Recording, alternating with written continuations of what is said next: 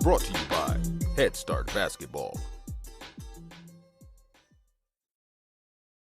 The more you let kids play, I think they should just be falling in love with the way their body moves with other bodies in the space, the way they have that humanizing experience, the way they feel a citizen in that community of the court and of the players, the way they solve problems with nobody telling them how to solve those problems.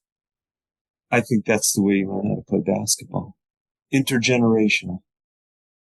Dave Hollander just released his new book, How Basketball Can Save the World, 13 Guiding Principles for Reimagining What's Possible.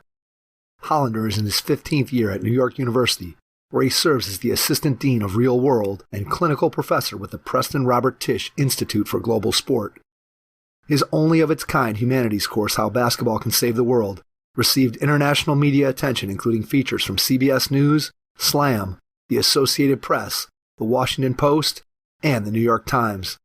On April 12, 2022, major Italian media credited Hollander and his class for helping sway the Vatican to recognize the first-ever Patron Saint of Basketball. Dave is a sought-after advisor to top brands in marketing, sports, entertainment, culture, and education. He frequently comments in top-tier media, including the Los Angeles Times, Boston Globe, Chicago Tribune, USA Today, ABC News, CNN, Bloomberg, and NPR. He sits on a number of advisory boards, including for espnW, the Earl Monroe New Renaissance Basketball School, and the NYU Entrepreneurial Institute. One of NYU's most popular professors, Hollander is the recipient of NYU's highest faculty honor, 2019 NYU Distinguished Teaching Award. Hollander's signature innovative experiential program, Real World, is one of the hottest programs at NYU, partnering with 45 A-list organizations like Nike, Porsche, JetBlue, Ace Hotel, and Samsung. Axios has called Real World the future of higher education. Hey Hoopheads, I wanted to take a minute to shout out our partners and friends at Dr. Dish Basketball. Their Dr. Dish shooting machines are undoubtedly the most advanced and user-friendly machines on the market. Learn more at drdishbasketball.com and follow their incredible content at Dr. Dish B-Ball on Twitter, Instagram, Facebook, and YouTube. Mention the Hoopheads podcast and save an extra $300 on the Dr. Dish Rebel, All-Star, and CT models. Visit drdishbasketball.com for details. That's a great deal, Hoopheads. Get your Dr. Dish shooting machine today.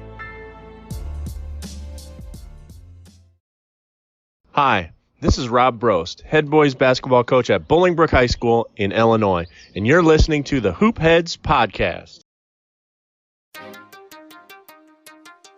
Prepare like the pros with the all-new Fast Draw and Fast Scout. Fast Draw has been the #1 play diagramming software for coaches for years. You'll quickly see why Fast Model Sports has the most compelling and intuitive basketball software out there.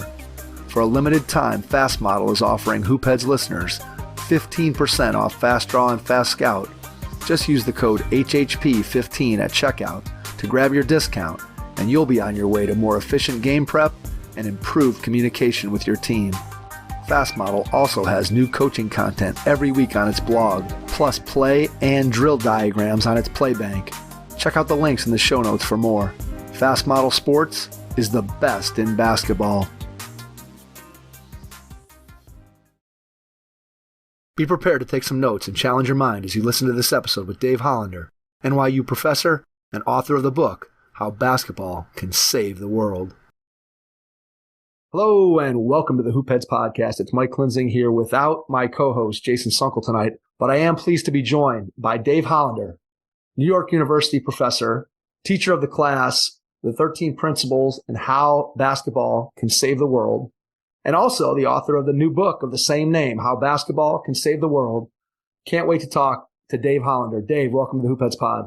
Mike, I know we've been waiting to do this for a while, so I'm really excited to be here. Thank you. Absolutely. I'm thrilled to have you on. I can't wait to see where this conversation is going to go. For all of our audience out there, I think this is going to be one of our most unique and interesting episodes. So I am looking forward to diving in, Dave. Let's start by going back in time. To write a book like this, to teach a course like this, you obviously have to have a love for the game of basketball. So tell me about where that love started back when you were a kid. Yeah, I mean, it's in the backyard where my father did something, I want to say unusual, but he took, he says it's 15 by 15. It felt more like 12 feet by 12 feet, a blacktop square. And he put down a double stanchion hoop, not one of these shell hoops, like a, full backboard. And I had two older brothers. And I think when I was about 6 years old, I was trying to heave that thing underhand. And that court became a family center and later became a personal sanctuary and later became just a neighborhood gathering point where I could access the game, myself, my imagination. And I think that's where it began. When you were a kid, who was the player that resonated with you the most? Was there a guy that you watched that you were like, yeah, that's the guy. That's who I want to be? Yeah, I was fortunate to have a lot of role models. My brother Andy, primarily, who I thought was like the greatest basketball player I'd ever seen. But I also grew up in the era where there were two professional leagues, the ABA and the NBA. I grew up in Northwest New Jersey, so we rooted for the New York teams. And Walt Frazier for the New York Knicks and Julius Erving, Dr. J, for the New York Nets were everything to me. Those guys were they were the artists. They were the Picasso and Matisse of my world. My first recollection of basketball on TV is the Dr. J dunk contest in 1976. And I can still, how you have those seminal pictures in your mind that just sort of are flashpoints that they just stick with you. And I don't have any context around that Dr. J foul line dunk, but I still remember I have a picture of me sitting on the couch watching that dunk in the All-Star game. And I don't have any context to it, but Dr. J was my guy. When I got the first pair of Dr. J leather Converse shoes when I was in 7th grade, I think I was over the world. There was nothing better. Doc was my guy for sure.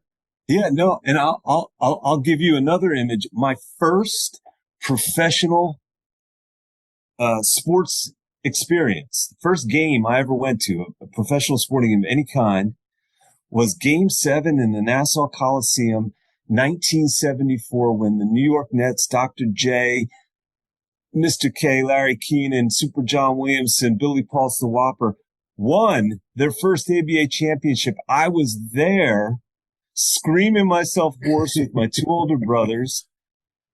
And I told Jay this when he was a guest in my class last year. And it was a nice moment for both of us. I'm sure. Yeah, it's incredible. I think ABA Dr. J is sort of lost to history because there just isn't much film of that era. But by the time Doc got to the NBA, obviously he was still incredible. But you think about what an athlete, and I'm sure you know it better than anybody else, just what an athlete Doc was during those ABA days. And then when he got to the league and just the way he carried himself and just how just artistic he was as a player just is what made him so special. I think historically he's still chronically underrated how good he was when you factor in, especially what he did in the ABA. Yeah, that's right. All this stuff, the Jordan, Dr. J invented it.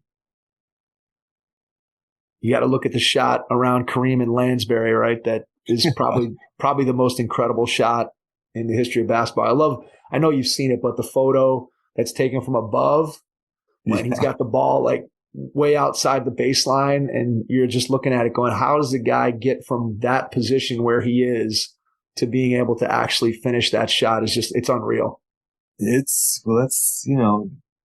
one of the beauties of basketball to me is that defiance of gravity, which, is one of those principles that I'm big on, transcendence. It's what basketball stands for.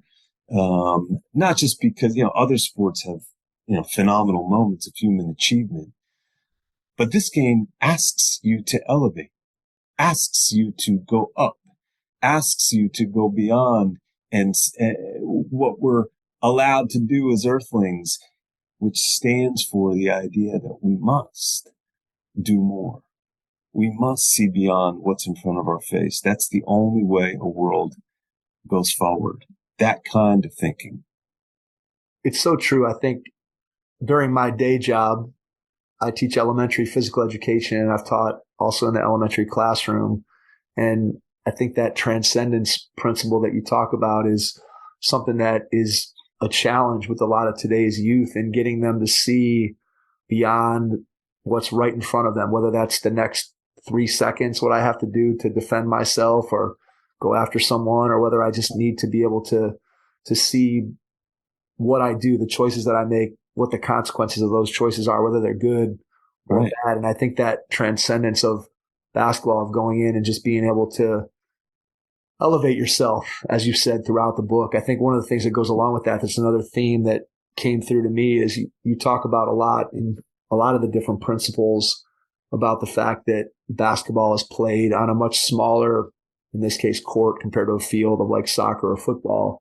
And the players are out there in shorts and a tank top, and the fans are close. And so you get to see them, I think, as human beings. And to me, that's one of the things that separates basketball, but also then connects the players on the court with the fans. And you get to see these moments. Not only do you get to see them performed athletically, but you're also seeing the human side of them. And to me, I think that's what makes basketball special compared to, I'd say, other sports, if that makes any sense.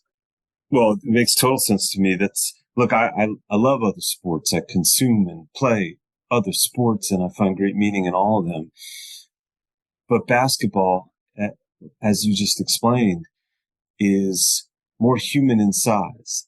It's all about space and sharing space and negotiating space with each other. And when you're in an intimate space and there's only 5 of you, immediately you start thinking about each other. You're forced to interconnect if you do it right. And that kind of mind, well, it goes to like this higher level human relationship called empathy. Basketball's an empathy lab. We're all constantly, the Mojave poet, Pulitzer Prize winner, Natalie Diaz, who played in 2 Final Fours, amazing. She talks about how when you walk on a court with total strangers who you don't know, what happens in basketball is immediately, fluidly, continuously, you got to find ways to know them and they you. And in that way, you enact a kind of family in that time, in that space. I love the connection that you make throughout the book. And one of the things that I found to be the most compelling for me is the fact that you weave in a lot of stories about NBA players and college players and WNBA players and lots of names that people would have heard of. But I do think that so many of the stories and the principles in the book come from playground pickup basketball. And I've always said on the podcast here that I got an opportunity to play high school basketball as a good high school player, and I got an opportunity to play Division I basketball, and I was a pretty good college player.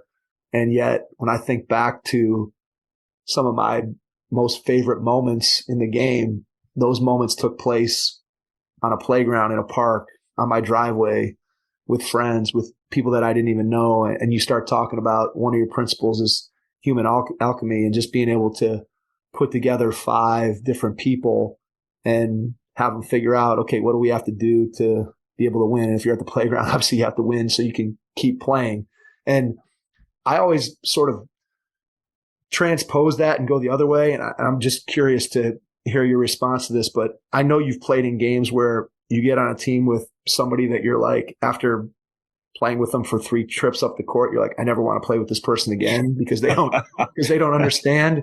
They don't understand the process of human alchemy when it comes to a team. They are very much an individual in a collective game, which I know is another one of your principles. Just talk a little bit about from the perspective of pickup basketball and how much it can work when you have people that get it, and then unfortunately you have some people that don't get it.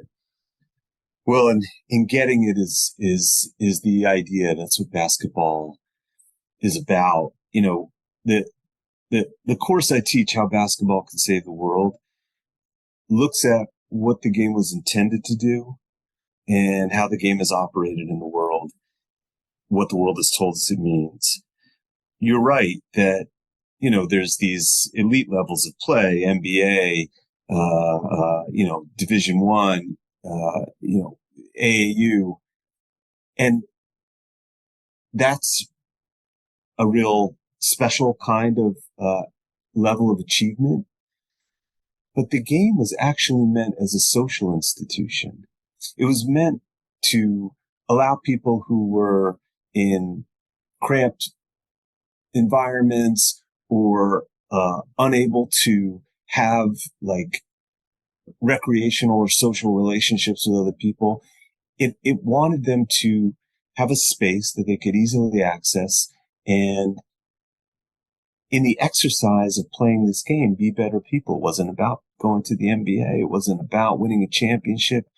It was about the experience of playing the game, of not running over people, but passing the ball and moving and sharing space. So when you talk about pickup, to me, that's the purest form of what the game was intended to be.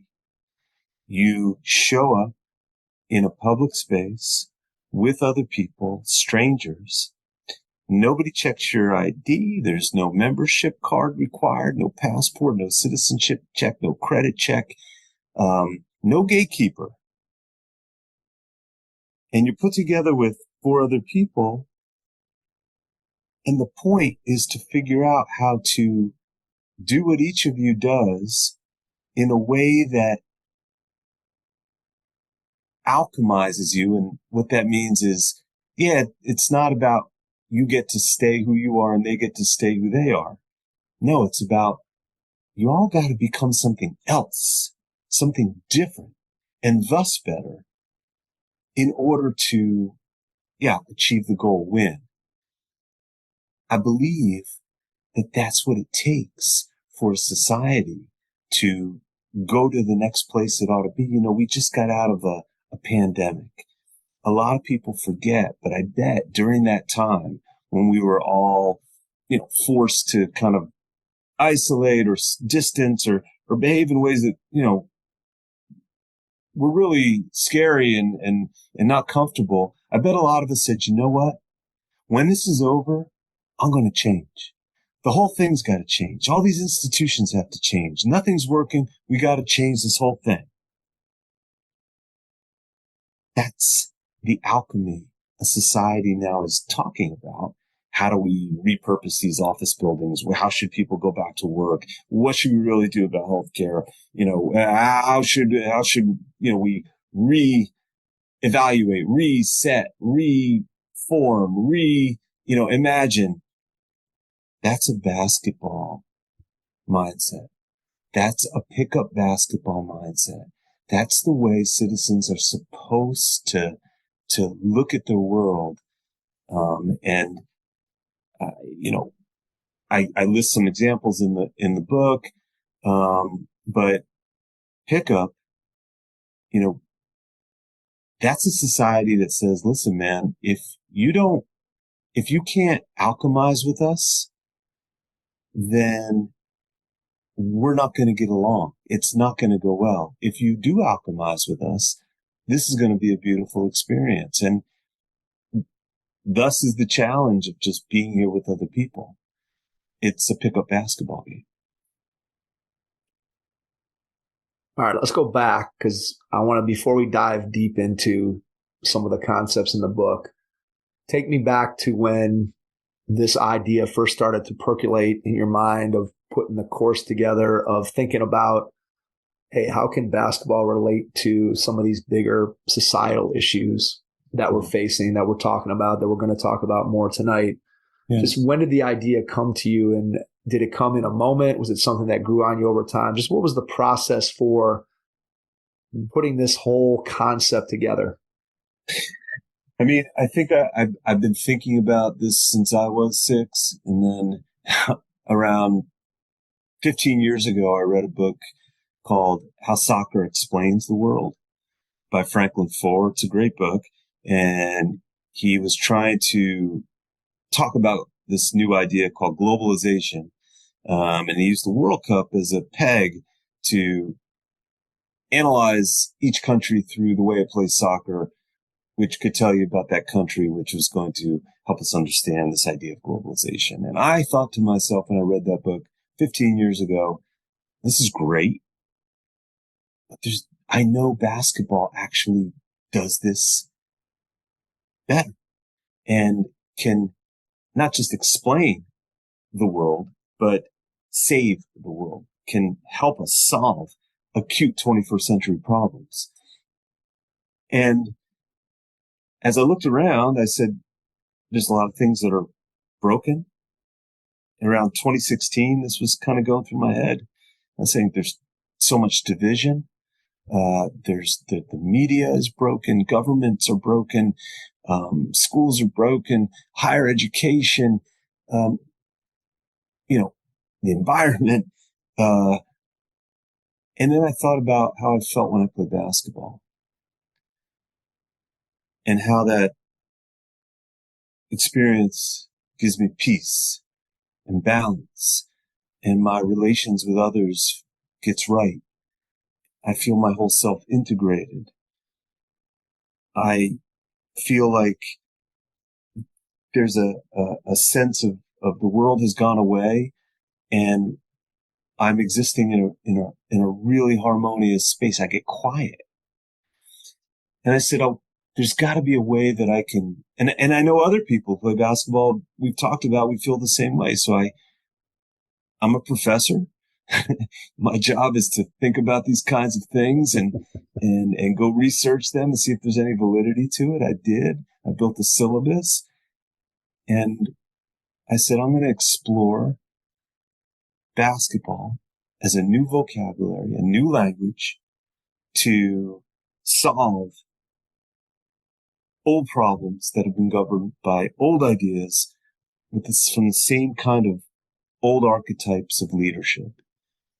And that's how this course started. Did people get it right away, or were people kind of looking at you side-eyed when you first brought the idea? Most people are like, oh, great, we're going to talk about the NBA. And I was like, no, that we're not. In fact, we're almost not going to talk about that at all. I want to talk about this thing, this institution, this social form. So, I mean, people were in higher education. It took me a minute to push it through. And then people were like, well, just let them go. Let them try this thing. But I think most people did get it. Most people were like, I think I know what he's going to say. I think I know what this is all about, because so many people had intuited what basketball meant to them, and how all the things that I talked about, peace and sanctuary and balance, they had felt it too. And they wanted that articulation of it. They wanted that language. And so I think people showed up. Some were skeptical. Some felt like it was an attack against their other favorite sport, whether it was soccer or baseball. But it wasn't that at all. They soon found that, there was a lot of depth, and it just kind of gave voice to what they had kind of already understood. How much did you already know about the story of James Naismith and the invention of the game? Because again, that's one of the themes that runs through the book, is just the intent of James Naismith and what he developed as he developed those 13 original rules, and then kind of as he went on in his life and had an impact on other people who were giant figures in the game. Did you know a lot of that already before you started to sort of do your research for the course and the book? Or was that something that as you got into it more, you were able to see the connections between sort of his original vision and then where the game eventually evolved and then how it played into the principles that you came up with? I didn't know. I didn't know how much Naismith was a gift that kept on giving, how everything about his lived experience and everything about his vision that came out of that lived experience, his vision for this game, was even more than I could have possibly imagined. That there's two things. One is he invented the game in a time, historical time, that was, a lot like it is now. We were going through a technological revolution where all these new industries and new technologies were being heralded by the people who were coming to the world with them as something that was going to make us more democratic, something that was make everyone wealthier, everyone freer, lives so much better. And of course, that began something called the Gilded Age, which did the opposite. It created the greatest wealth inequality that had seen up to that time. It created the greatest government corruption that had been known heretofore. It was a time when the world was kind of falling to pieces. China had just gotten through a civil war called the Boxer Rebellion. Tsarist Russia had pillaged across its poorest and weakest. Europe was in a time of secret alliances, and so you saw the greatest amount of immigration that the United States had ever seen, which resulted in all kinds of hate and resentment toward newcomers, which was already on top of the trauma of the Civil War and emancipation, the awful horror of Jim Crow and the Chinese Exclusion Act. I mean, this was a country in division, social fabric shredded.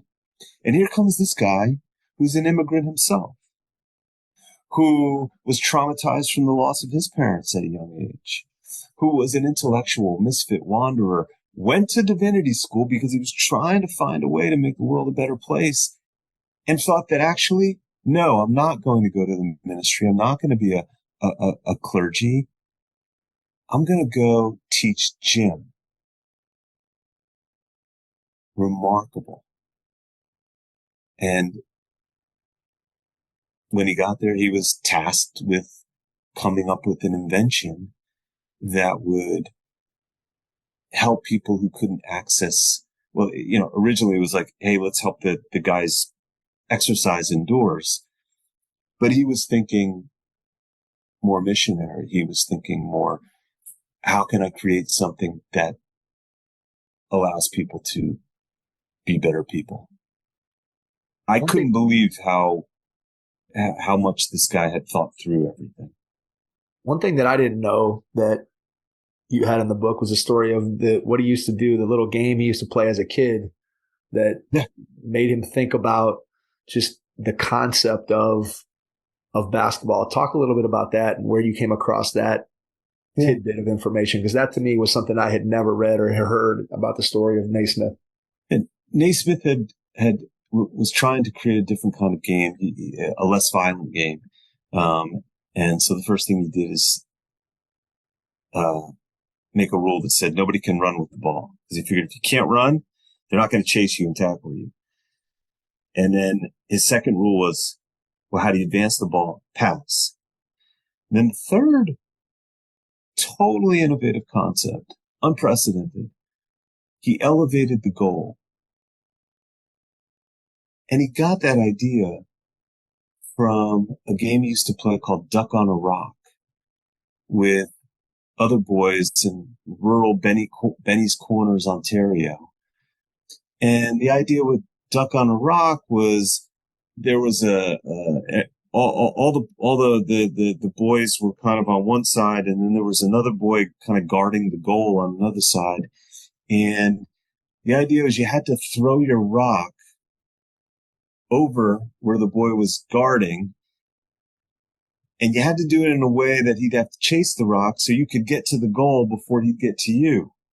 And so you had to throw it on a certain kind of arc that was high enough, but not too far and not too fast, that gave you the time to get to the goal, the rock. He thought about arc. He thought about finesse. He thought about a way to balance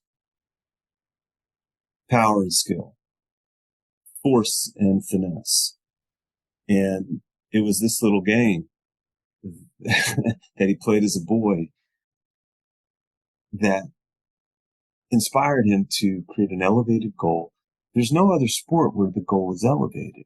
Every other goal, to score a touchdown, a goal in hockey, a strike in baseball, or get to the base in baseball, a goal in soccer. It's about me running past you, rugby, running past you, over you, with more power or more speed. With basketball, they value power and speed, but you've got to be under control. He never imagined how much the game would be above the rim, of course, but it's still that way. The arc, the shot in basketball, the looking up, it's a unique quality among team sports. That's definitely a perspective that, again, I don't think that I had necessarily ever thought of it in that way that you describe, of every other sport with a goal, you're trying to put that ball or put yourself pass through that goal with the maximum amount of force. And it's all on the same plane, as opposed to basketball, where, yes, as you said, power and speed are still really important parts of the game, and probably even more important parts than Naismith would have ever imagined. But at the same time, yes, you have to be able to have that skill and dexterity to be able to get that ball up to where it needs to go and drop through the net the way we all love to hear the swish when it goes through. So again, it just made me think of something that in a different way, different from the way that I had thought about it. Yeah. As I started, go ahead. And I just add, isn't it nice, that principle of the balance of force and skill? It's a principle that allowed all different kinds of athletes to play in this game and star in this game. It wasn't just who was the strongest. It wasn't just who was the fastest. Look at Jokic. This is a game that allows all kinds of people, which stands for the principle. It's almost like a human resources principle. It's a broader lens of who can do what in this world. We've, for so long, relied on, a certain kind of leader, a certain kind of star, a certain kind of CEO. And I think what basketball says is you should be looking at a range of types to do all the things that we need done. It's a remarkable inclusion of the human potential.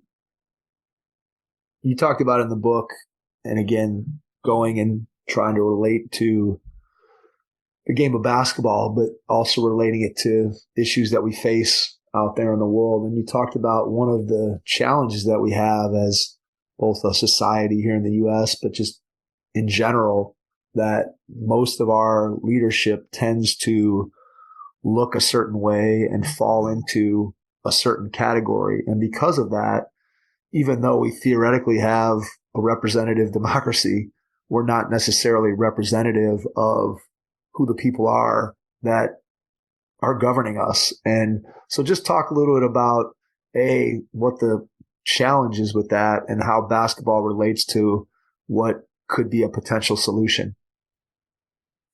Yeah, I talk in the book about, I equate open run with open democracy. There's this idea of open democracy. It's different than the democracy we have now. There's an argument that, we have a representative democracy right now. We elect Congress people and senators. But it seems like, and particularly when it comes to senators, that they're all a certain type. They're handsome, they're charismatic, mostly male, wealthy. And we say, well, they represent us, but do they represent us? Is that really what we look like? Open democracy is this idea that, well, maybe we should just have almost like you're drafted for the jury, a random draft of us, citizens, across the spectrum, in far greater number. And we have to serve, and we have to come together and figure it out. Like open run. That's the idea that there's a gym or a court open to the public, anybody can come, and you're thrown together with other people to figure out collectively how you're going to stay on, which is the problem you're meant to solve. And when that happens, you tend to connect with other people that you've never met before in a much more meaningful way. You tend to value a range of ideas and options in that pickup game, just like an open democracy, that you may never have considered. And what comes of it is probably a more accurate reflection of the five of you, just like an open democracy. It's probably a better reflection of the body politic in America than if we just have five leading scorers on one team and nobody getting rebounds. And I think that's the beauty of basketball, is that you come into this as an individual and you are immediately forced to calculate what your needs are versus everyone else's. And in that calculation, if you want success, you may have to give up things. You may have to let some things go. You may have to share the ball because there's only one ball and five of you. And on defense, there's no ball. You all have to do something together. So I see the future of, I'm no longer interested in these old words, capitalism, socialism, communism. They're words that have gotten us to the place we're in now, which is a perpetual argument. I'm interested in the principle of basketball that says you balance the individual and the collective, period. Figure it out among strangers. And if you took away the Constitution, if you took away, the socialist document, if you took away whatever's governing your country right now, you'd pretty much be left with that basic principle.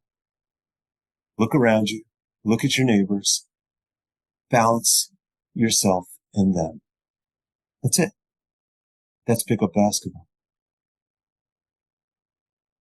It's really well said. And I think that anybody who's experienced pickup basketball and you experienced the opportunity to go and put together a team and get on the court and win some games. And as I said earlier, I was very fortunate to be able to have lots of experience as a kid and a young adult with pickup basketball. And I think that when you start to look at the people that you interact with in the course of pickup basketball, and depending on where you play, I probably started out when I was 13 or 14 years old, riding my bike up to the local rec park and sort of being befriended by different guys. And I try to get there early so I could always be the first one there, so I could get in that first game of 10 and then stick around and be the last guy there. So they're like, hey, the kid still wants to play, so we can throw him into this game. And then you sort of start to find your way and figure it out. And guys know that, hey, this is what this person can do. This is what that person can do. And I think about the diversity of people that I met through basketball and just how it exposed me to people of all different ages, how it exposed me to people of all different races, and how it exposed me just to people who played the game differently and had different personalities. And you learn to figure out, how do you play with this person so that you can still win? And then, like I said earlier, how do you avoid the people that, don't cooperate and don't understand the balance of the individual and collective and some of the other principles? And I think there's really no better, to me, it's one of the things that when I look at basketball the way it is today, I think one of the things that a lot of kids miss out on, and this is something that I'm just curious to get your perspective on too, is because kids don't play as much pickup basketball as you, I'm sure, did, and as much as I did. So often now they're in a gym with a coach and referees and their parents and people in the stands and a scoreboard, that I think a lot of the things that makes pickup basketball great, I think sometimes kids don't get as much of that today in the system that we have now, where those kids who used to be just playing on the playground, now they're kind of forced into this other alternative system that's more run by adults. And it's kind of just it's a conversation we've had a lot on the podcast, Dave, with different coaches that we've had on. And, obviously I think as the proverbial old guy, I look back on the way that I grew up and think that was superior. And there's certainly good things about the system that we have today. But I think a lot of the principles, when I'm reading this book, I'm looking at it going, I'm not sure that all the kids are getting, like my own kids, I'm not sure they got the same amount of all this stuff that we're talking about. Yeah. First of all, I love what you described for yourself and what you learned as you individual. Mike Klinzing brought your body up to that court and participated with these other people. The way you learn to get along with other people, the way you learn to be a citizen among different age groups. You asked me earlier on, like, hey, what did your colleagues in higher education think about this idea when you want to do a course about basketball? And, this is exactly the conversation I want to start having, which is people need to understand that what you and I are talking about, what you did when you rode your bike up to that court and had that experience and became a community member and learned how to be with others, that's academic. That's what they're trying to teach people in Civics 101. That's what they're trying to teach people in the history of Western civilization. Well, this is how we came to, give people rights and give people freedom. You learned all that by going up and walking onto a basketball court with 9 other people of different ages, of different orientations. They might not even have spoken the same language as you. You don't know. This is, to me, you weren't just playing, you were learning. And I mean, it's what this idea of a specialization, for young kids when they're 9 years old or 8 years old. You got to choose one sport, play it all year round. The over coaching or the over controlling, over organizing. These games were not meant for that. Famously, as I discovered again in researching Naismith, after he left Springfield College and he went to Kansas, he'd heard about a young guy who was just tearing it up and promoting games and winning games. His name was Fog Allen. And so he tells Fog Allen, come to Kansas, play basketball for me. And Allen does. And then very quickly, Alan gets offered a job to coach at a place called Baldwin College.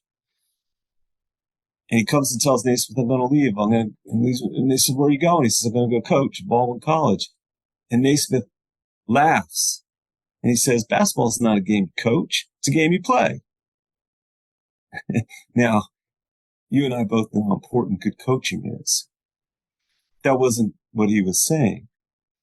What he was saying is that this is a very unusual kind of game where you have to figure stuff out. You have to kind of understand how to move your body in spatial relationship to other bodies. You gotta, on the fast break, there's no kind of pulling you over, stopping the clock. There's no, getting in a huddle, stepping out of the batter's box. You're figuring stuff out on the move as the facts and circumstances on the ground change. This is the kind of training that they give entrepreneurs. This is the kind of training they're trying to give in leadership courses. This is what you learn on a basketball court. And I only know that the more you let people, just kids play, I mean, I don't think they should focus on winning until they're like 16, 17. I think they should just be falling in love with the way their body moves with other bodies in the space, the way they have that humanizing experience, the way they feel a citizen in that community of the court and of the players, the way they solve problems with nobody telling them how to solve those problems. I think that's the way you learn how to play basketball. Intergenerational. I could not agree more. I think that, as I've said many times, when I think about the experiences that I had, both in becoming the person that I was and becoming the player that I was, I attribute so much of that to my upbringing in the game and just the people that I played with that were, again, all different ages, all different races, from all different places. And I learned little tricks of the trade from each and every person that I came in contact with. And then I think, to your point, you take it a step further and you say, how did I learn how to interact with other people? And I think that's something that I obviously wasn't processing that as you're going through it. Right. But I think that when you look back on it retrospectively and you think about the character traits that you have as an adult and how sports, and in this case basketball in particular for me, how it shaped who I was. And I want to read something that, as I was going through the book, and this is on the very first page. And when I told you that I read the introduction, and so much of that introduction completely resonated with me. But right here on the first page, I'm just going to read a quote from the book, Dave, because it sort of summarized how I think I see myself and how important the game of basketball has been to me, but not just, again, as the game, but just sort of as, I just can't imagine what things would be like without it. So this is what you wrote, and I just wanted you to hear it, that how much it impacted and resonated with me. And I think a lot of people resonate with the same thing. So what you wrote was, I don't see basketball simply as a part of my identity. I see it as an existential matter, as if without it, I'm not really even here. So many understand this, yet it takes one to know one. And when we meet, it only takes a moment before one of us asks the other, do you still play? This is our handshake. This is our measure. It's our check against whether and how much we really are still here. We ask because we know the value of playing. And it's funny because I'm 53 or almost 53, 52. And, people, I'm out there walking around and I'll run into guys and, hey, do you still play? It's a question that I don't care how old you are. People still ask. Unfortunately, my answer is no, I still don't play. Unfortunately, I tore my ACL like 10 years ago, and that was my retirement date. So now I just kind of help my kids and, do my coaching and that kind of thing. But inevitably we all still ask. I still ask, I ask people, even though I know my answer is no, I still ask people that I run into that I haven't seen for a while, hey, do you still play? But I think just thinking about basketball and as if without it, I'm not really even here. Like I look around at just everything. I look at my house, I look at my family, I look at my job, I look at this podcast, I look at the people that I know. And so much of it has just come from the game of basketball. It's incredible to me. And it sounds like you've had a similar experience with the game. It means so much to me that you seized upon that passage in particular. I think it's one of the most truthful things I've ever written. Because, and I know you feel this, like, I have to play. I get so much back, so much of myself back. Even if I just shoot around, there's something like restorative. There's something that like, it's like a vitamin, and it's not like I'm going to die, right? Because I'm not playing, but I'm not exactly me. I was blown away when, you probably remember, like in the pandemic, when it first hit and everybody started freaking out, right? And they're like, you can't go near anybody, you'll die, all this stuff. The one thing that people would not stop doing was going to basketball courts. Yep. Remember that? Yeah, absolutely.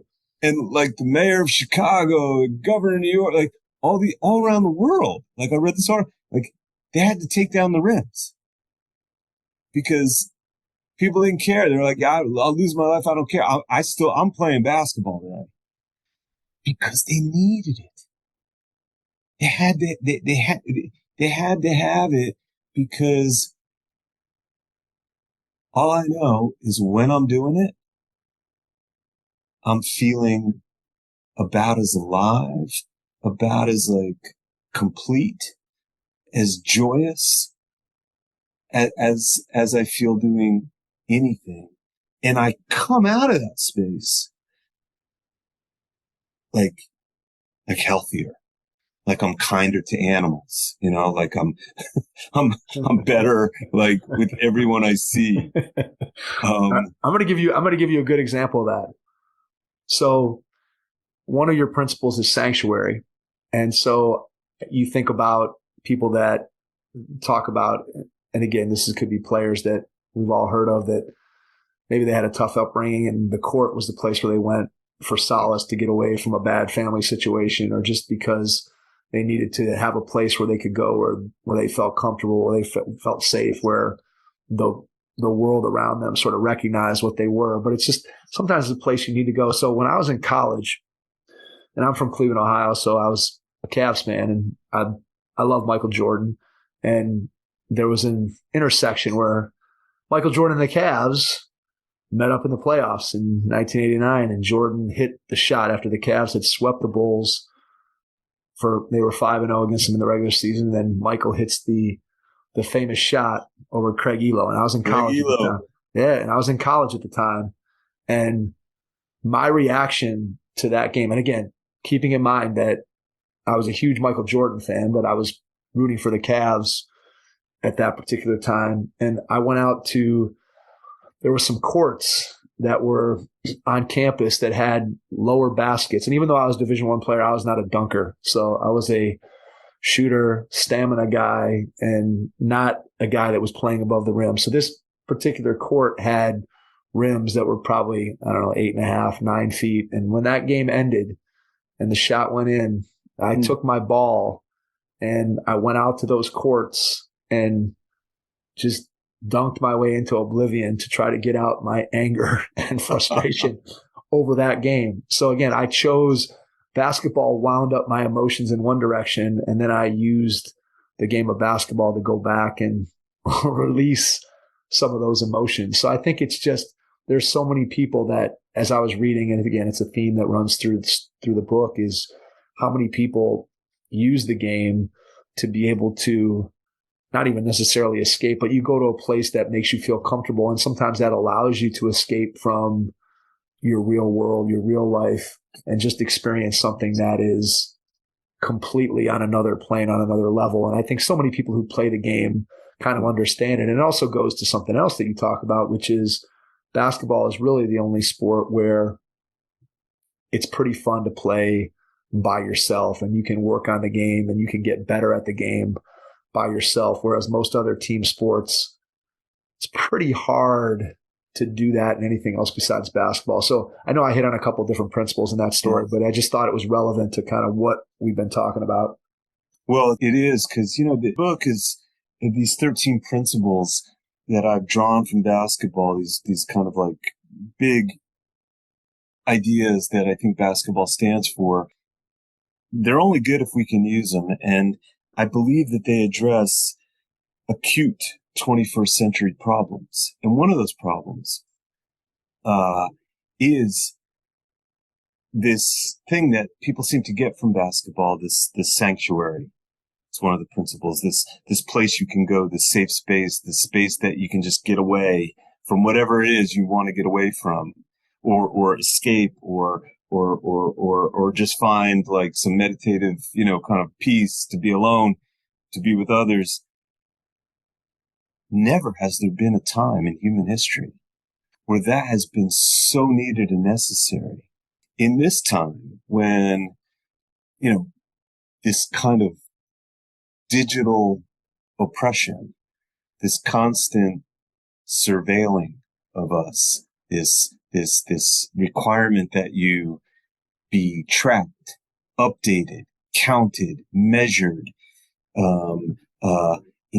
all these analytics, this algorithmic, never-ending kind of feedback.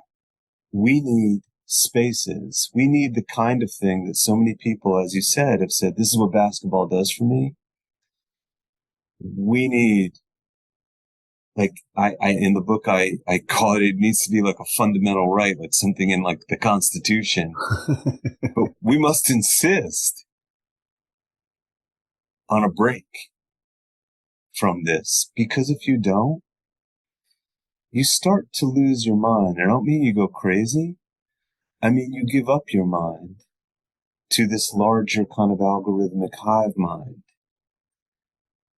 I came upon a story that Gary Smith had wrote for Sports Illustrated about one of the only people who didn't drink the Kool-Aid in Jonestown in Guyana were a group of basketball players that were in the cult.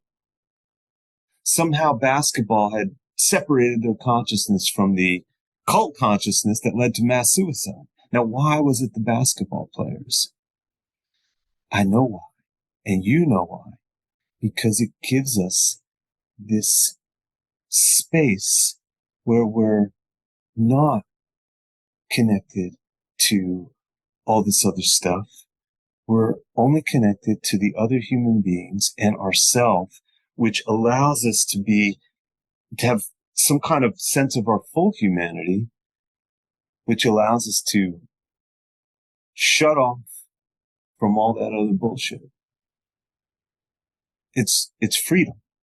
Just like those guys could find the ability to break free from the cult. Basketball stands for sanctuary. It stands for like, we must have this space to not be subject to this, unbelievable geo-tracking, this, and again, I'm not against technology. I'm for humanity. So I think it's a powerful thing that basketball has done for a lot of people, and it stands for a really important thing, which we need as a society. We're going to get lost in kind of a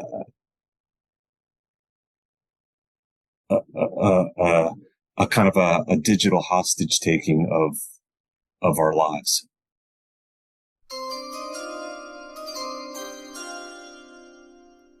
The first training camp, Elite Skill Development and Performance Combine, will be held on the campus of Western Reserve Academy, just outside of Cleveland, Ohio, powered by Unleash Potential and the Hoopheads podcast.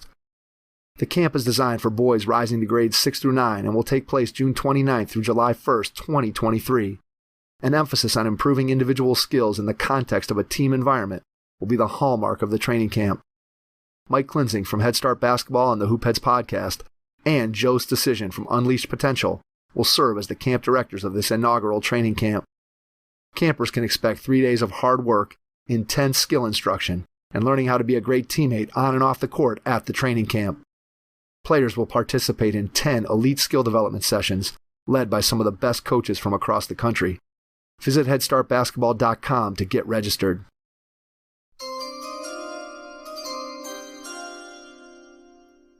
It's think time to me that I think people miss out on. I think when you look at the generation of my oldest child's 18, my youngest is 13, and so they've grown up and they were the last kids in their grade probably to get a phone. My daughter got one when she was in 9th grade. My son got his when he was in 10th, and I have a 7th grader who still doesn't have one.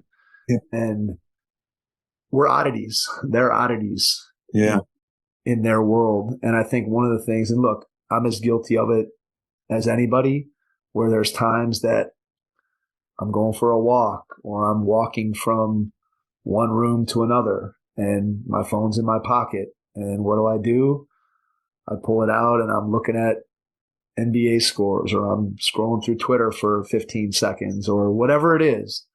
And I think that if you look back to the time when you and I grew up, those were times where you were thinking, or you were on the basketball court and you were imagining and you were pretending to be this player or that player, or you were replaying Game 7 of the NBA Finals or the NCAA championship game. And now I think kids, instead of reaching into their mind, they reach for their phone. And it's completely understandable. It's tempting for us as adults. And I think that this idea of sanctuary, this idea of providing people a way, a means to be able to detox from that digital world that we all spend so much time in, it's hard, but it's definitely something that's needed. Because I think that what we've done is we've replaced our own thinking with, again, this algorithmic concept that you're talking about, where we know what social media does. And once you click on one thing, they just keep feeding you more and more and more of that same thing. And that's where we get this sort of ideological divide that we're in right now as a country, which you talked a lot about in the book, of just ways that we can try to combat that. And I just think thinking is something that we underrate, and it's something that we don't get a lot of, both as kids today, and then certainly us as adults are just as guilty. Well, I'll give you some hope. I read 2 stories within a week. One was that there's a study that just came out that showed that the biggest trend in toy buying is from a new demographic segment that they call kid adults. Basically, adults who want toys. And this consumer behavior is driven by adults who they can't take it anymore. They just want to be kids again. They want that kind of play. And then the second story I read was about a group of kids in Brooklyn. They formed a club and they called themselves the Luddites. And they meet in the park, in Prospect Park. And the only requirement for membership is you can't bring your phone. That's very cool. Yeah, there's starting to be this kind of I think we're hitting a breaking point where everyone's saying enough. And you and I are sitting here saying on your podcast, well, we know, like, because we're into this game that kind of does that. That's why we love it. It's such a powerful force that we have as a society, and just as parents, and looking at where we are from a technology standpoint, and just making sure that our kids are, again, as you said, I'm not against technology, and I'm clearly using it all the time. And it's something that I think in many ways has brought us the ability to do things that clearly we never could before. But it's such a danger when you start thinking about if that replaces free and independent thought and being able to figure things out on your own instead of just having things fed to you. And I think that's the concern. And I think that basketball, and certainly the sanctuary that it provides, is definitely something that, if we think about it in that realm and we can get people to think about it in that way, I think the world will be a better place. Yes.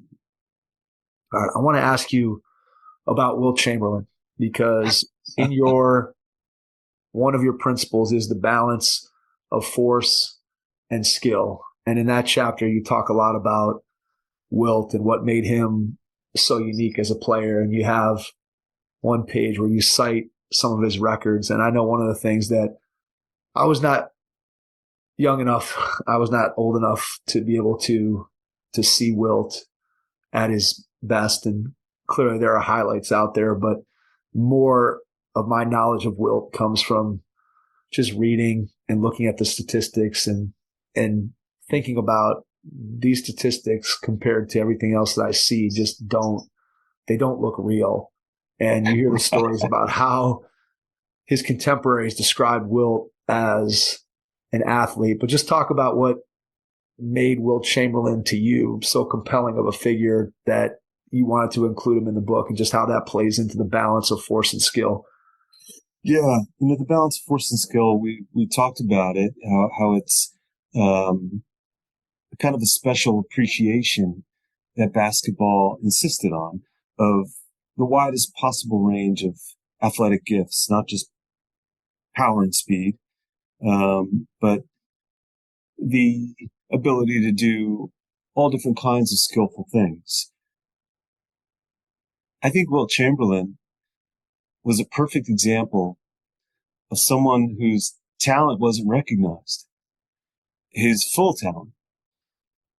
He was only seen as a kind of freakish Goliath, just a tremendously tall and powerful figure. And no one was as tall or as powerful, and that was Wilt Chamberlain. But that simply wasn't true. Wilt was a gifted athlete, all-around athlete. He could do the finesse things. He invented the finger roll. He loved to pass the ball. He was completely misunderstood and wasn't ever appreciated. And I make the point where even one season he averaged over 48 minutes a game because he had played in overtime, like every minute of every game. He, what was it? His points per game and his rebounds per game were off the charts. So 50 points a game, where it was like unbelievable. And he didn't get voted MVP because there was this constant bias based on just the way he looked. Big, powerful. It was almost, of course, he should be doing what he should be doing. You almost had to root against him. I'm not going to go into Wilt Chamberlain's character. I can't vouch for that. All I can say is that Wilt was so far ahead of his time. And he was actually what the game looks like now. He's the Antetokounmpo. He's the 7-footer who can do it all.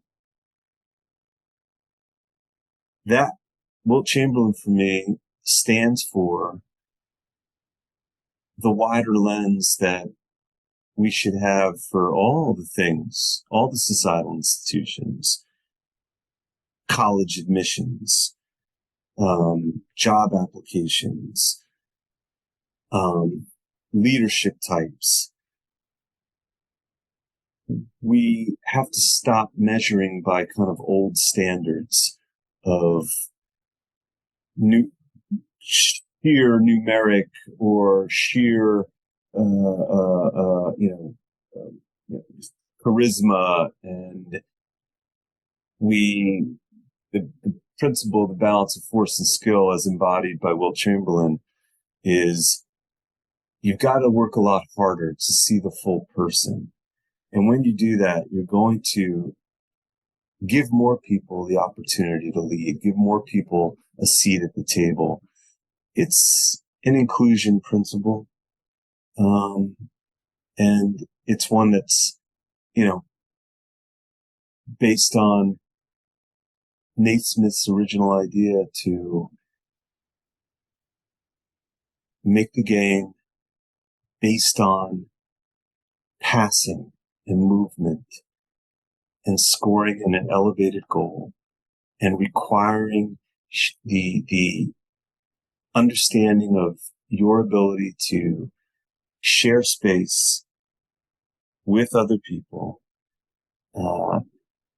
And he created a game that gave a lot more of us the chance to do a lot more. And so it's simply it was a breakthrough principle, not just in athletics, but in the way we evaluate talent here. I think that's a great point about evaluating talent, because I think that's one of the things that you hear about a lot in sports, obviously, where that's where we typically tend to think of talent. But obviously we can think of talent in many, many different areas besides just the sports world. And to your point, I think too often we look for whatever those telling marks or those telling signs or those telling characteristics that we think we associate with success in a particular area. And too often then we end up excluding people who could be very, very successful, but for whatever reason, the screening process eliminates them before they even get a chance to get started. I know there's lots of things out there about youth sports, how depending upon your birthday, and that's the Malcolm Gladwell, the birthday's early in the year, then you get picked because you're a year older than the kids who are born later in the year. And just, again, we're not selecting truly for talent. We're just selecting for kids who are more physically mature. And there's all kinds of examples throughout that of those things that happen.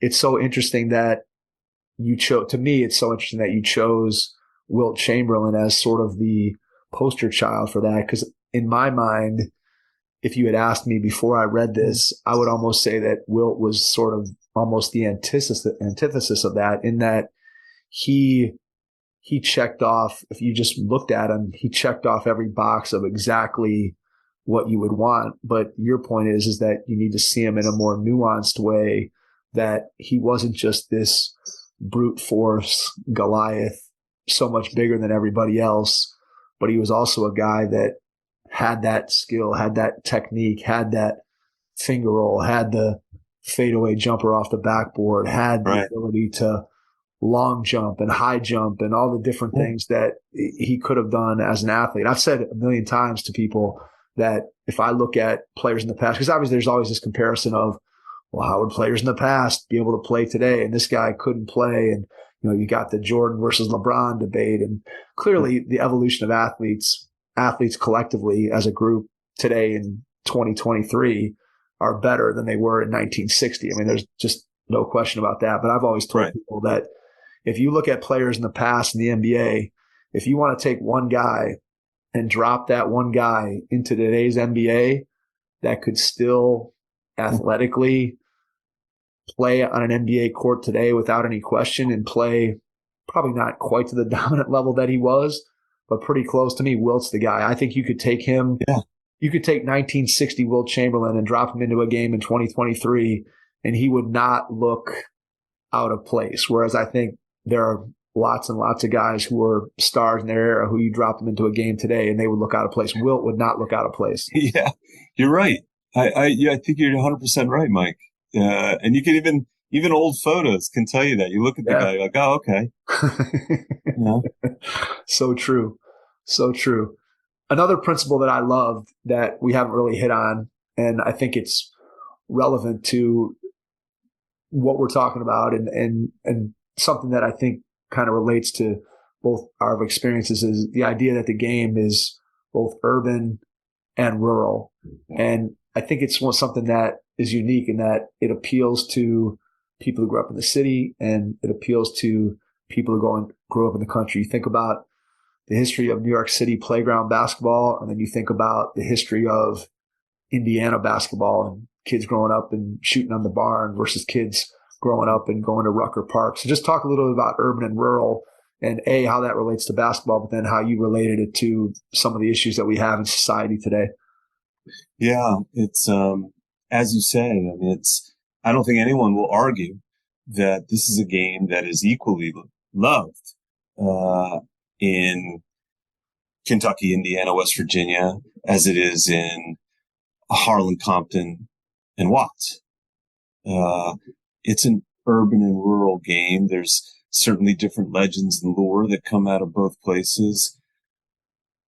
But this is a game that has lots of legend and love in both those environments. And I make the point again that we have a particular 21st century problem, and that is division. And there seems to be a great division between urban and rural. We find people kind of actively moving to communities, either urban or rural, so they can be around people who agree with them and think like them. These disagreements and divisions are reflected in the way people vote, in the kinds of television shows they watch, the food they eat, the cultural attitudes, values, all kinds of things. How do we, and by the way, it's not just the United States. I mean, this urban and rural divide is true in European countries, Asian countries. It's a thing. How do we bridge that divide? How do we start somewhere to find something that we all have in common? And the one thing that I think basketball stands for is this shared common love in both urban and rural communities. And when folks from urban places go to rural places, and folks from rural places go to urban places, and they worry that, like, where am I going to go? What am I going to do here? How, where can I find my people? If you go to a basketball court, it's almost like going to a castle that has your coat of arms. It says you're welcome here. You can pray at this altar. You can, participate in this ceremony. And I don't know how many things there are that are like that. But if we can find this one thing, if we can get on a basketball court and understand each other, well, okay, we can at least admit we have that, which may allow us to, at least consider that there may be other things which may get us to more things that we see we have in common, which may lessen. I'm not ever going to say it's ever going to eliminate, but at least lessen the divide between us that seems to be insisted upon. I use the one example of Magic and Bird, who, everybody wanted to say how different they were, and then they actually spent some time together and they became best friends for life. I think we need to find solutions to the urban and rural divide in the 21st century. It's going to be a major continuing problem. I think basketball stands for finding things that are urban and rural. And so that's what that principle's about. What's the pickup basketball scene look like in New York City today?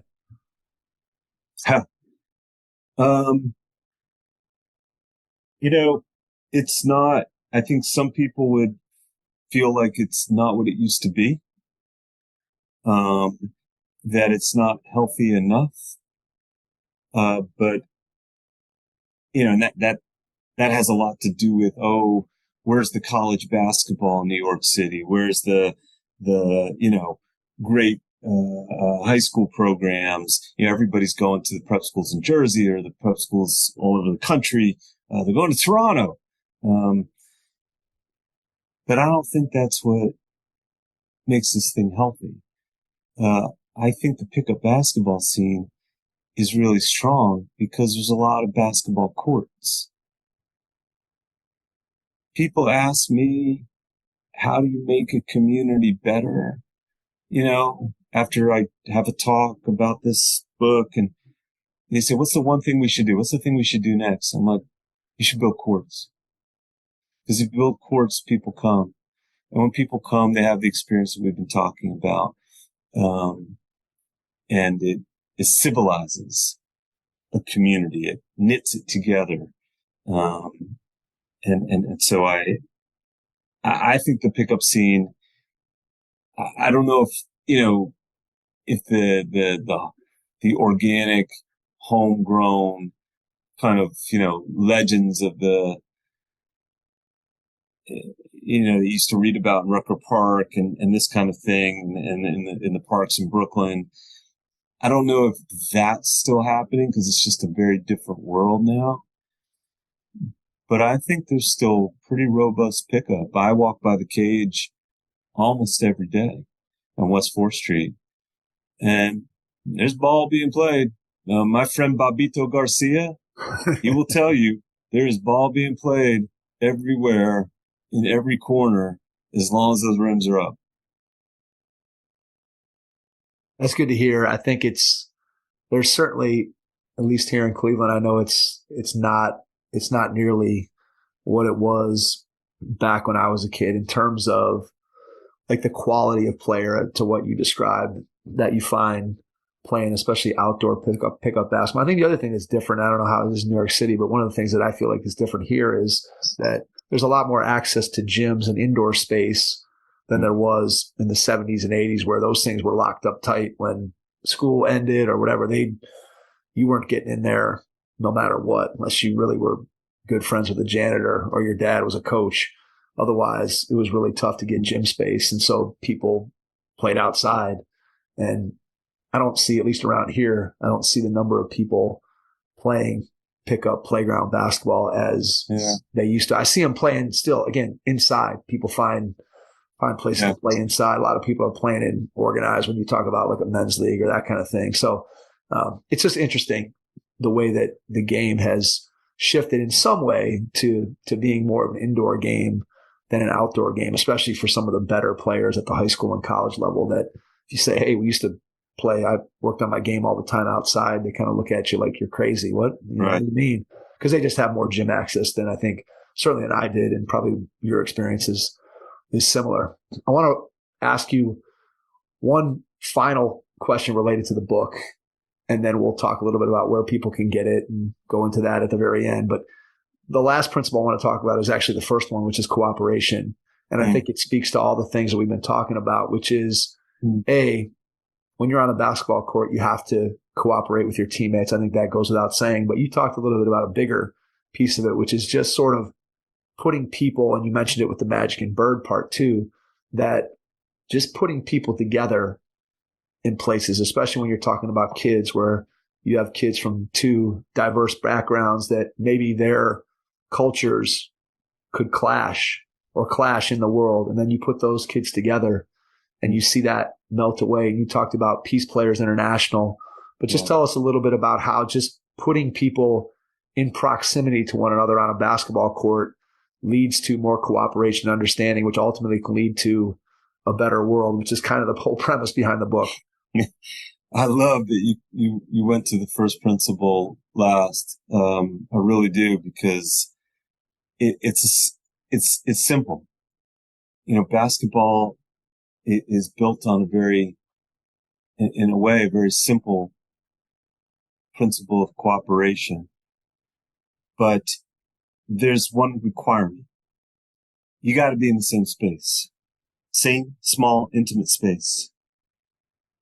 And when you do that, you have a human experience. And we keep saying humanize. What does that mean? It actually means that I see you and all your reactions, and you see all my reactions, and it's happening in real time, and it's happening at like in milliseconds, and there's all kinds of synchronicity and reactions to reactions that are reactions. This has been called, it's a neurological as well as a physiological thing going on, mirror neurons, where you look at me and kind of smile, and then I look at you and nod my head, and then I kind of move my shoulder, and then you move. All these things matter in the way we communicate. They are social cues. And the better we are at kind of understanding each other in that way, the higher we go in what we're able to do together in that exquisite communication. But that only happens in person. That only happens when I can really see you. Basketball insists on being in space together. And I believe if you extend that principle, and so that's the principle of cooperation. And so you call it what you will. You can call it empathy. You can call it communication. You can call it understanding, call it cooperation. But what's happening is that you're having a connection to another human being in a really fulsome, detailed way. And there's no other way, in my opinion, that you're going to have an excellent work experience unless you do that. There's no other way, in my opinion, that you're going to create international relations unless the people from those nations see each other in a room for some quality amount of time. There's no way you're going to have any type of friendship or a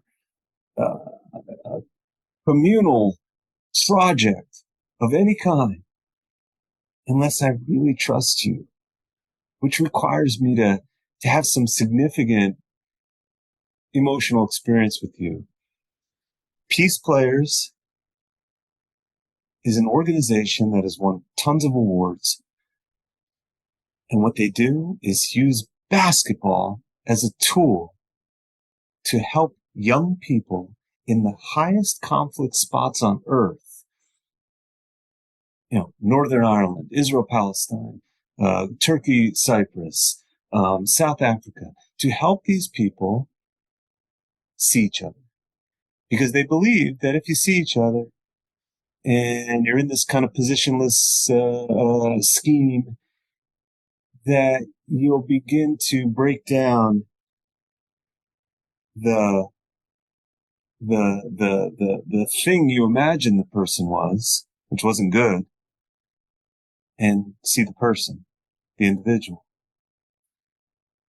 Peace Players did a 7-year randomized controlled study, the kind of study you do on medicine, because it's got to be right, which proved, particularly they studied their Israel-Palestinian kids, that these kids left their programs believing much more positively about kids from other cultural backgrounds. They left their programs with pro-social behaviors, going back to their communities and standing up and saying, no, don't say that. That's not true because I've been with them. The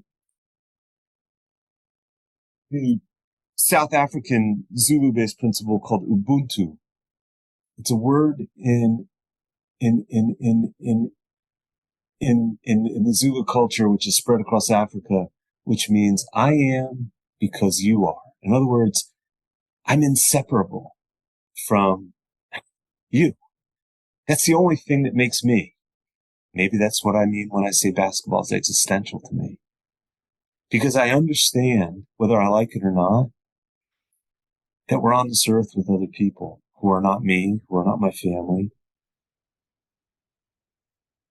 And the best times are when I feel in sync with them. The best things get done when I'm basketballing, which means I'm with them, not on Zoom. I'm with them in a room, on a court. And that's what that principle, that powerful principle, it's the beginning.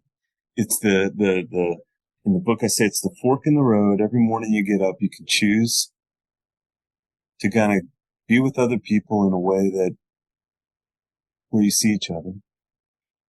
Or you can go hide behind a million social media posts or something else, which leads us to a less cooperative kind of environment, a less cooperative mindset, and therefore there'll be less peace, less production, all the things that we want. I think basketball takes us and them and makes it we. And when you look at this principle of cooperation, to me, that's really what it's all about. When you think about circling back to the beginning of our conversation and pick up basketball and you bring a group of 5 people together, and at first it's me and them. And after you play together and you win a game or two, all of a sudden it's not me and them, it's we. It's we. And that's powerful. And on a pickup basketball court, it happens quickly. And obviously in the real world, it's a much slower process. But I think it's a process that basketball proves can work. And as you said, there's that one story that I hit on in the book. I was lucky enough I was in a parked car in Philadelphia and I was listening to the Sonny Hill show. Sonny Hill's a Hall of Fame basketball player out of Philadelphia. And it was in the time that Shaquille O'Neal was just dominating. No one could stop him. You had to foul him. That was the only way he couldn't score. He was just so physically just so much bigger and stronger than everyone else. Sonny Hill was interviewing Bill Russell. Bill Russell has won more championships than anyone by far. And he had bested the Goliath of his day, who, we had talked about the caricatured as Goliath, Will Chamberlain. So they said, Bill, you'll know what to do. Sonny Hill asked Bill Russell, Bill, how would you stop Shaquille O'Neal? I'll never forget it. It was almost like a 10-second pause before Russell answered. And he was like, I wouldn't. And Sonny Hill's like, what? You wouldn't? Bill, come on, man. He said, no. He goes, I wouldn't. He goes, my team would. That's what you're talking about. That's the me to we. That's basketball where you can't. Russell couldn't conceive of himself in that game doing anything without being connected to the 4 other guys on his team.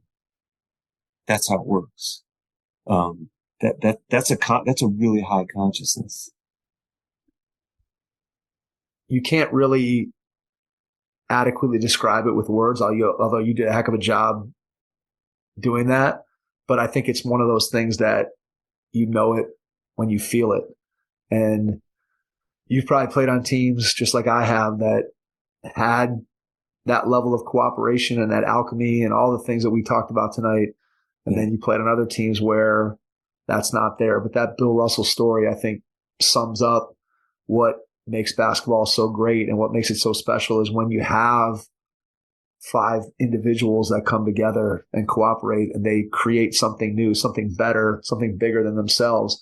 That's what coaches, we talk to coaches on the podcast, Dave, all the time about that is, one of the greatest things about being on a team and playing in a team sport is that it gives you an opportunity to be a part of something that's bigger than yourself, something that you couldn't possibly accomplish on your own, but this group of individuals that come together and form something new can. And to me, that's the magic of basketball.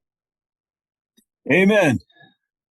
All right, brother, let's go ahead and tell people about the book. When's it going to go on sale? Where are they going to be able to find it? Give us any other relevant information. Share your website, your social media, everything, how they can reach out to you, find out more. This has been a lot of fun, but just share how people can connect with you and how they can get the book. Thank you, Mike. You've been incredibly gracious and kind. My book is called How Basketball Can Save the World, 13 Principles, 13 Guiding Principles to Reimagine What's Possible. How Basketball Can Save the World, 13 Guiding Principles to Reimagine What's Possible. You can buy it wherever books are sold. It releases on February 7th. There's the, Kindle version, audio version, Audible version, every kind of version. You can go to the website, howbasketballcansavtheworld.com, on Instagram, @howbasketballcansavtheworld. And you can call Mike Lindsay, and he will tell you where to buy it. Absolutely. I will be more than happy to do that. This is a book that I can honestly say that for anyone who loves the game of basketball, it's not a coaching book. It's not an X's and O's book. It's not a building culture book, but I can guarantee you that if you love the game of basketball, you will love this book. It will make you think.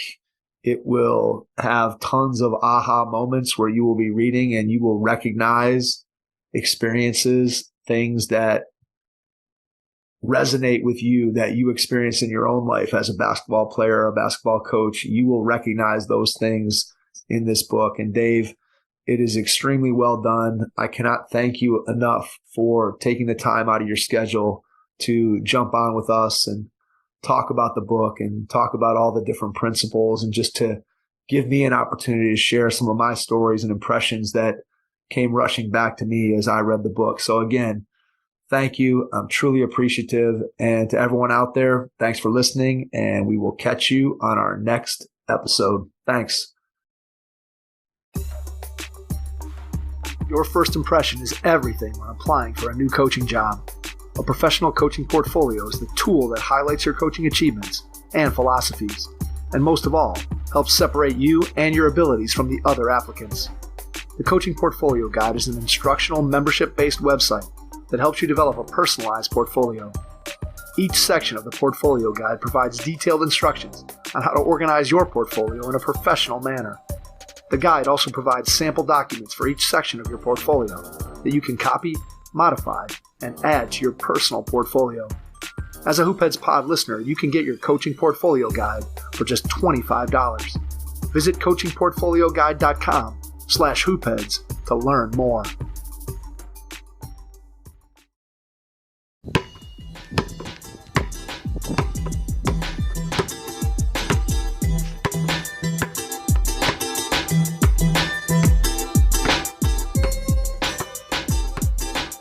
The Hoopheads Podcast is brought to you by Head Start Basketball.